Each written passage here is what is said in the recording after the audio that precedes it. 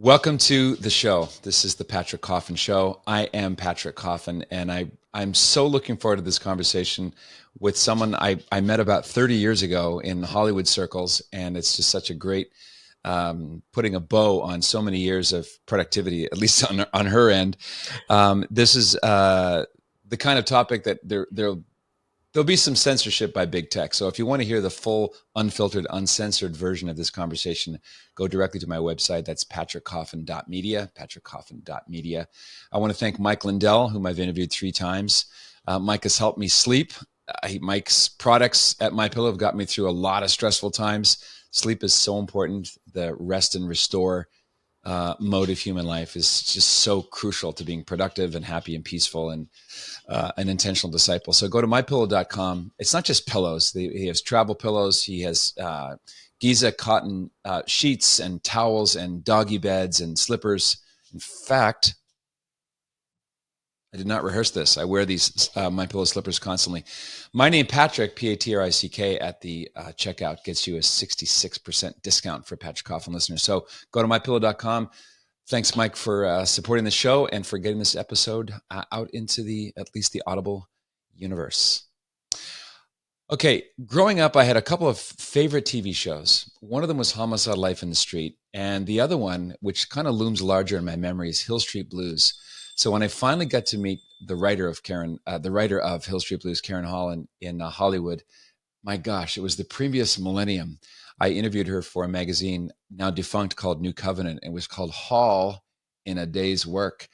And that was the beginning of a lot of fertile conversations, and we don't speak nearly enough. But Karen Hall has written a book called The Sound of Silence: The Life and Canceling of a Heroic Jesuit Priest, a priest I never met, Father Paul Mankowski, the late great Father Paul Mankowski. Karen, thank you so much for writing this book, and I'm glad to hang out with you and talk about it. Me too. Thanks for having me. Now, you're normally writing in a mode of camera directions and the very spare format for TV scripts and feature film scripts. Was it a totally different change up for you to go more free flow prose and tell the story of your friend Father Paul? Yeah, writing nonfiction is something I don't think I've ever done. I've written a couple of, you know, concert reviews and things like that, but I'd never written anything like this. I was lucky because I have a good friend who moved here recently, John Francis Clark, who writes for the Register and National Catholic Register. And he has written a lot of nonfiction books. And he was trying to write a novel. So we decided that you know, we would trade off. So we had a lot of breakfasts where I gave him notes on his novel and he gave me notes on my nonfiction. Um, and spent a lot of time telling me how to write it, but I discovered that I really like it a lot. So I'd like to do it again.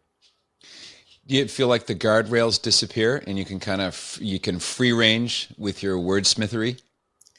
Um, I always like being my own boss, so that's what I like about it the most. So the happiest I was in show business was when I was running a show because I didn't have to read someone else's mind. So I liked, being able to do what I wanted to do instead of somebody telling me how to do it. So, My viewers might remember M.A.S.H, of course. I remember watching the final episode of M.A.S.H when I was a Ute and never dreamed that I would get to know the writer of that episode. How did you start at M.A.S.H? Did I hear you say years ago in one of our conversations that Alan Alda was kind of a mentor? Did he kind of bring you in as the first female yes. staff writer? Yeah. He did, and I had met him in 1977. I was in college. I took a summer program through the University of Richmond, and the professors were kind of they wrote about TV, as sociologists, and they had a lot of connections from having written their books. And so one of their connections was Alan Alda. So the group of us got to go to the M.A.S.H set and sit and listen to him talk. And I mentioned to him that I had a one-act play that was being produced in my community theater back at home in my small town, and that I was missing it so that I could come there and listen to him talk. And so we started talking about my writing, and he told me that when I got home to send him the play. And so I did, and he called me at my sorority house. My I know Yeah. my I my gotta go. sorority. Alan Alda. I gotta go. I'll be right back. No, I was not there, and so Oh, one of my friends answered the phone, and and he told her who it was, and she said to him, "Yeah, and I'm Bob Redford. Nice to meet you." So she was really embarrassed when she found out that yeah. actually was Alan Alda. Hmm. But we kept in touch. That was, my senior year in college. We kept in touch. I sent him everything I wrote.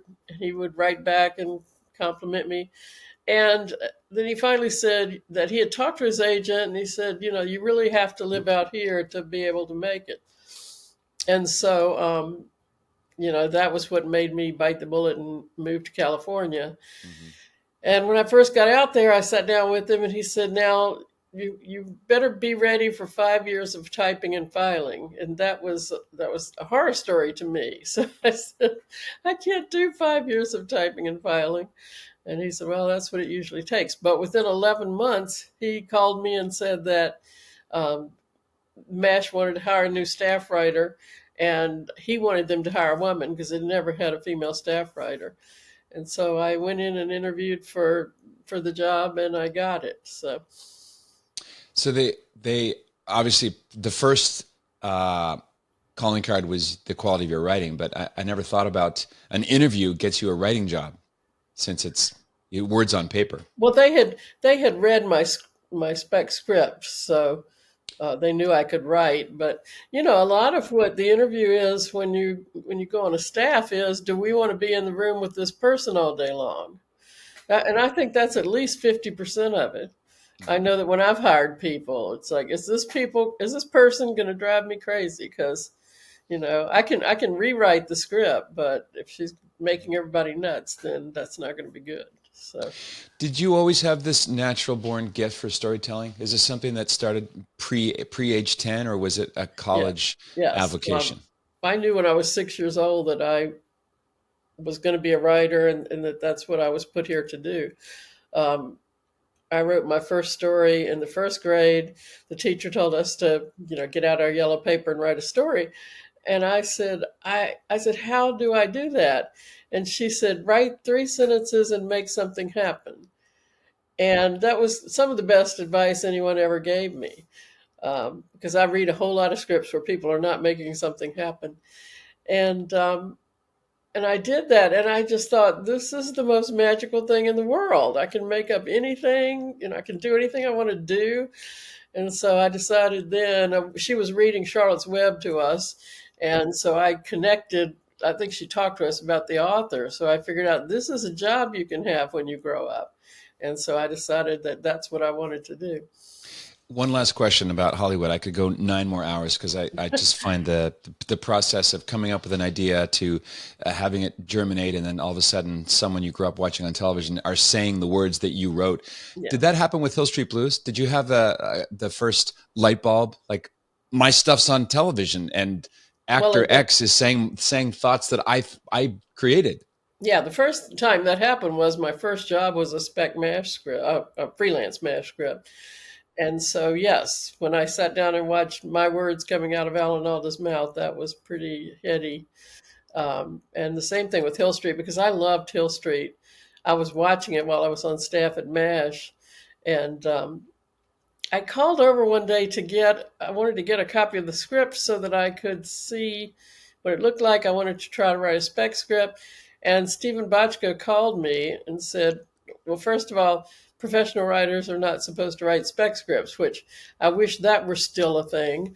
But at the time, we weren't allowed to. And I said, well, I just want you to know that if all your writers get hit by a bus, I would love to come write for you. And so he said, well, why don't you do it before they get hit by a bus? So I went over and talked to him, and they hired me to do a freelance episode. And they really liked that. In fact, it got nominated for an Emmy. So I was very proud of that episode. And then they hired me to be on staff. And I was the first woman on staff there, too. They had other Hmm. women after I left. And that's a Chatham, Virginia accent we hear, right? Yes, it is.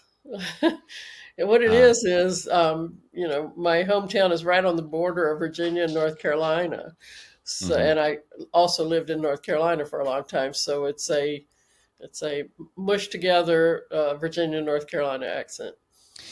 You grew up in Protestant circles. I wanted to talk about how you ended up crossing the Tiber, because there's so much to say about Mahoney Catholicism that you kind of, the shadow of Mahoney Catholicism is part of your story in telling the story of Father Paul Mankowski. How did you get to becoming a Catholic? What's the compressed version? You know, it's a compressed version, but I have to start with something that I think was supernatural, which was when I was around 8 years old. I'd be sitting at church, and a voice in my head said, "Something is wrong." And that went on, and I was like, "What's wrong? I don't know what's wrong." And so I told my parents, I said, "I don't think I'm in the right church." So we lived on Main Street across from all the other churches. So they let me, when we crossed the street, I could go to any church I wanted to. So I went to the Baptist church and the Episcopalian church and the Presbyterian church. And I came back and said, "Whatever's wrong is wrong in all of those." Um, but I couldn't find what was right, and I didn't even know what was wrong, so I kind of forgot about it. And um, my senior year in high school, I started dating my who's now my husband, and he was Catholic. And in Chatham, Virginia, there were no Catholics, and there was no Catholic church. So he went to a military school in town, and his mother um, had made a deal with the school that they would, put him and the Hispanic kids on the bus to go to mass every Sunday. Um, so when I met him, and one day I went with him to mass, and I just walked in the church, and I just could have screamed, "This is what I'm talking about," because I thought my experience of God has got to be something other than sitting on a hard bench listening to somebody lecture me for 45 minutes. And I also thought there had to be something tangible. So when he explained transubstantiation to me, I was like, bingo, that's what's wrong. Um, and, it was miraculous and incredible. I didn't join the church then because my Protestant parents would not have been happy about it. So I went off to college, and I kept going to mass. I went to the, guitar mass with the young priest, and, in blue jeans and the whole deal, which at college age suited me just fine. Although when I had gone to mass with my husband, it was the beauty of the liturgy that I had fallen in love with. Um, when I was a senior in college, my best Catholic friend told the pastor there that I wanted to join the church. And we had been going to folk mass with the young pastor, who was hip and cool. And the actual pastor was, as I said in the book, about 137 years old and had lost his enthusiasm for New Catholics. And so, we sat down to talk, and he gave me some stuff to read and said, "Come back in a week." And I handed him my 2 pages, single spaced questions for him. And he unfolded it and looked at it. And he looked at me and he said, "Read what I gave you and come back in a week."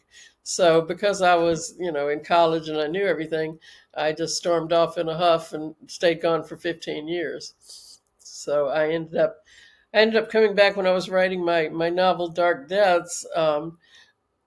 It had a priest for a protagonist, and I hadn't been to church in 15 years. So I decided I'd better go back and, to do research, because I couldn't even remember why anybody would believe, this, what was by then to me insanity, because I'd been living in Hollywood and getting a lot of support for not believing anything. And I ended up going back and with no idea that I would join the church, but it took about 4 Sundays that I describe in the book before I went, okay, this is where I belong. And so then I took RCIA classes and joined the church. Of course, joining the church in the 90s in Los Angeles meant a kind of beige, watered down, weaponized ambiguity kind of Catholicism, which normally comes, even after you join the church, it comes with a kind of further development. And maybe the priest protagonist in Dark Debts is a symbol of the growth that you experienced, and how the subject of your fine book, The Sound of Silence, Father Paul Mankowski, offered a kind of narrative corrective to that story, and what was at stake, and the vision of the priesthood that you started with in the first iteration of the book, which I guess almost became a movie, correct? So David Brown. You know what? Even today, I am making a pitch deck for it to become a television series. So okay, great. It's the thing that won't die. But yes. Mm-hmm. And Dark Debts is about evil spirits and Kind of it's about generational curse. yeah, it's about a family that has a demonic curse on it, generational curse. And I got the idea because I had a friend whose mother believed that his family had a demonic curse on it. And I knew all the circumstances of his family, and I thought that she had a really good case for that. So I thought I would like to try to write. And I'd always been obsessed with that too, because I read and loved The Exorcist when I was in high school. And so I thought, I've been waiting for somebody else to write another book like that, and nobody really had. So I decided I'd write one. Um, and so, that gave me a really good structure for the novel. I remember my sister, who's also a writer and producer, when I was talking about writing the novel, she said, "If you don't write it, I'm going to write it. So you'd better write it." Hmm. So I did. Game on. I had a an email friendship with Billy Pete, William Peter Blatty. Uh, Another friendship I never thought would exist. Yeah, Um, I'm still friends with his wife, so oh, great, carries great. on. Yes. Hmm. Um, I remember the first time I read a line from Father Paul Mankowski. It was a book edited by Helen Hall Hitchcock. I still have it on my shelf. It's called The Politics of Prayer. And that one essay by Father Mankowski, I saw S.J. after his name, and I knew this was not your typical Jebby with Yes. denim and clown masses. This was a scholarly approach to so-called inclusive language. And he, with so much aplomb and ease, but really I knew there was like a sledgehammer mind behind his words, and that's when I began to look for everything that he wrote. I didn't know he was Diogenes in Catholic World Report. Oh, you didn't? No, I not for a while. I knew I was friendly with Phil Lawler, but I never thought to ask him. How did you first encounter Father Paul? Was it through his writing, or was it a talk he gave, a conference? No, it wasn't. It was from a talk he gave. Hmm. But I talk about in my book about how, when I joined the church and I was really a Mahoneyite Catholic, I had no idea of that because I didn't know there was more than one Catholic church. And what I assumed was that things had really, God had lightened up since I last left the Catholic Church. And so, my mother-in-law, who did realize what the divide was, really didn't. I don't think she considered me Catholic even after I joined the church. So she wanted Father Paul to straighten me out, and she belonged to the Fellowship of Catholic Scholars, and he was coming there to give a talk, and so she sent me in her place. And when I was getting ready to leave, she said, "Do not get on the plane to come home unless you have introduced yourself to Father Mankowski." And I was afraid of her, so I did. Um, but we met kind of across a crowded room because I was at the conference and he was one of the speakers and was listening to a panel. And I I had just started to realize that the wheels were off the bus because Cardinal Mahoney had just put out his famous pastoral letter, "Gather Faithfully Together." Um, I always call it "Gather Faithlessly Together," and I knew that thing was wrong. And then it was starting to spread to. I was living in Orlando at the time, and it was starting to spread to there. And so I asked the panel, what are we going to do about this? I've since figured out that scholars don't want to roll up their sleeves and do anything about anything. They just want to. And I said to Paul, they just want to read papers to each other, and then tell each other how good the papers were. And he said, a scholar said, that's pretty much right. But I just kept asking, what do we do? And at the panel, they all looked at each other, like, I'm not going to try it. Are you going to try it? And then they all leaned over and looked at Paul like, let's get Mikey to try it. Because it was like he was the only one who might answer that question. So he did, and he gave me really good advice. But we kind of knew, talking across this crowded room, that we were foxhole buddies. And so when I went and introduced myself to him, it was like we already knew a lot about each other. And about 2 days after the conference ended, I got an email from him, and he was talking about something I had said. And then we were just kind of off to the races. It wasn't really a friendship that built over the years. It was just, Hmm. you're on my side, let's go. Got So you. that's how it was. I remember the first time I met you was at an open call night in, I want to say Westwood. I was working for the late Father Bud Kaiser and my dear friend Barbara Nicolosi, Oh and yes, you were the speaker that night, and I still remember it was uncharacteristically overcast, cold, and rainy, and one of the first things you said was that Christianity is offensive, and it was that's the way you put it. I knew exactly what you meant, and it was like lightning in a bottle. So I felt like there was a kindred spirit yep, because people they don't take the Christian claim very seriously. This no, kind of Jesus was nice. There's a Fred Rogers, Barney feel to a lot of post Vatican II Catholicism. But yes. if you examine the origins of the claims, it's offensive. Christ is God. It's offensive, Sex is for marriage. and it was radical. And I love the Old Testament, and I've been reading that over recently. And it was always radical. It was always not how people were living and how they were thinking. And so now, the more we water it down to get along with the world, it's like that's just wrong. Um, and I get upset when I read things that the Pope has said about how the church has to basically get with the world. And I think, did you not read that verse about friendship with the world is enmity with God? We're not here to get along with the world. We're here to show the world how they're supposed to be living, not, figure out how we can live like them. Yeah. There's parallels, I think, between Roger Mahoney, just for people who don't realize, to this day, as we are having this conversation, the de facto head of the Catholic Church in Los Angeles is Roger Mahoney, the retired Cardinal Archbishop. And his corrupt shadow looms large over all kinds of decisions in the LA Catholic context. And this is a good segue to what happened to the Jesuit order starting from the, I would say, mid 60s, when things started to go sideways and then south. There's Yes. a book by Father Becker, which is a kind of a history. Malachi Martin has a book called The Jesuits that describes their decline. And it reminds me, Karen, of the Latin phrase in English. It's the corruption of the best is the worst. You think Yes. about the amazing track record of producing sanctity and heroic missionaries and scholarship after the inspiration of the founder, St. Ignatius of Loyola, and now it's just a gay disco. Is that overstatement? I usually say a gay bathhouse, but yes, it's, Okay. you know, and I've said this. I think I said it in the book. I don't know the ratio of good faithful Jesuits to, um, you know, disco Jesuits, but the powers that be are all disco Jesuits.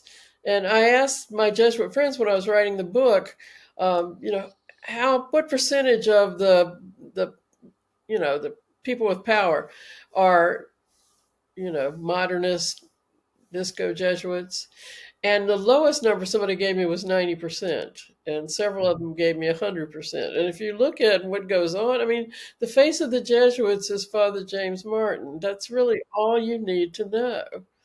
So, the face of the Jesuits is not Father Fessio. Um, Yeah. it's James Martin. And his greatest cheerleader, Jorge Mario Bergoglio, another Oh, yeah. Jesuit. Did you and Father Paul Mankowski ever talk about the strangeness or the canonical ambiguity of a Jesuit taking an oath to the Pope? But if the Jesuit's the Pope, is he obeying himself? Well, a Jesuit was never supposed to have become the Pope. Um, St. Ignatius was against Jesuits having any kind of, ecclesial hierarchy stuff. Um, but, that didn't keep the current Pope from being a Pope. So, yeah, we talked about that, but that was kind of a given at the beginning. It's like, okay, for starters, this guy shouldn't be doing this. But we talked a lot about it as the years went on and things got worse. So we we talked about it a lot, and the arc of that conversation went from it has to get better to at the end, Paul sent me several emails that ended with I'm waiting for the asteroid. because, and I would say to him, "You told me that lightning would strike this guy before what's happening is happening," and and he really was like, I got nothing at this point. You know, I don't know where we are." Am I remembering Good Jesuit, Bad Jesuit? Did you run a blog by that name? I didn't. A friend of Someone mine else? did, Okay.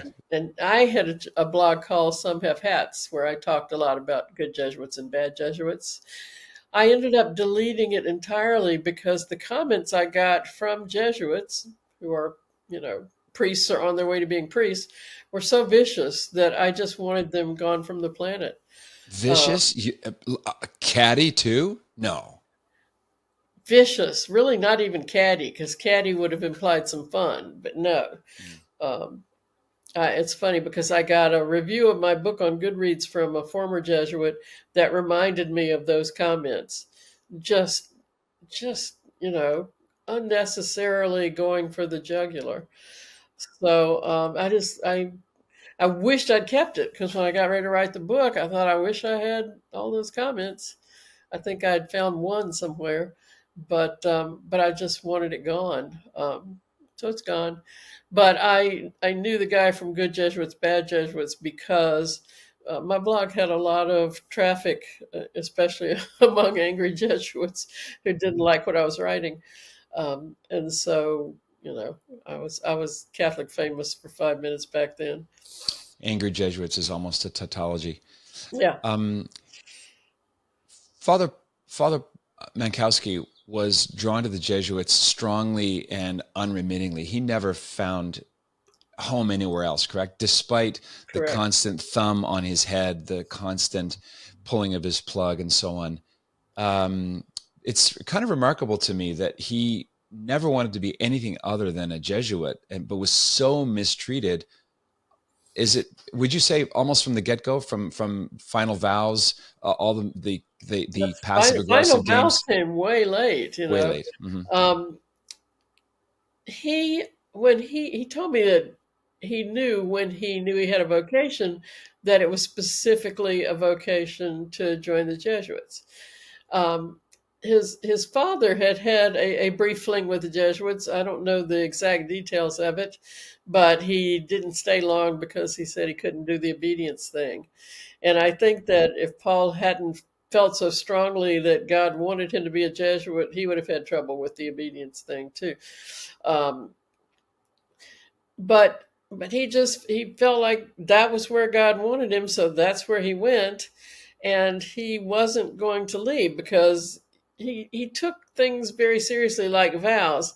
And he said he had vowed to God that he was going to live and die as a Jesuit, so that's what he was going to do. So it didn't matter how badly they treated him. And it took them a long time to figure out because what he told me and what a lot of other Jesuits have told me is that they don't kick you out; they try to make you so miserable that you leave. How did Father Mankowski die? He had a brain aneurysm, um, and he had very bad migraines that we all knew about. And when we went over to his room, um, I went with a couple of Jesuit friends of his, and in the trash can there were two different boxes from whatever you take for a migraine. So we knew that he had a really bad migraine the night before, and he had a dentist appointment. So he went to the dentist, and the way people tell it, he told the dentist he didn't feel well, so he wanted to go ahead and lie down in the chair. And when they went in to work on his teeth, he was non-responsive, and so they kept him hooked up to life support until all the family members could get there. But for me, it was just, boom. Um, I actually had got a call from Barbara Nicolosi, our mutual friend, and we call all the time. So I just thought, Barb's calling to chat, and I picked up the phone and said hello, and she said, "Have you heard about Father Mankowski?" And by the time she finished the sentence, I knew. I did a lot of praying while he was hooked up to life support, but I knew. So that's how it happened. If you want samples from the writing of a Jesuit who is modern in the sense of he talked about current events, but has the refulgence of the Jesuits of the old school. There's so many different eras of his writing included in your book, different genres and different topics. Karen, thanks for putting all the pen to paper, and kudos to our good friends at Crisis Yes. for publishing this book. I'm sure people smiled at it and they thought, no thanks, it's too hot. Yeah. Oh yeah, well, that's another story. But yes, it's because of Sophia Press that it became real. Another publisher had initially bought it and kind of chickened out of publishing it, so I took it to them. My friend Raymond Arroyo talked me into taking it to them because I was just going to give up. And so they were very brave to publish it. I'm really grateful to them. And you can get the book at sophiainstitute.com if you want to support them for having the courage to publish this book. I'm also going to put a link at patrickcoffin.media in the show notes to this conversation. I like the copy in the back of the book, The Sound of Truth in a Cancel Culture. Terrific book. So glad you wrote it. So glad to catch up with you again, Karen. I love the book, and we should do this more often. Thank you. Yes, let's do. Okay, the book is called The Sound of Silence, The Life and Canceling of a Heroic Jesuit Priest, Father Paul Mankowski. His active, unsilenced, uncensored stenographer, loyal reporter, Karen Hall, has been my guest. Thanks a lot, Karen. Godspeed. Thank you, Patrick. This is the Patrick Coffin Show. Be a saint. What else is there?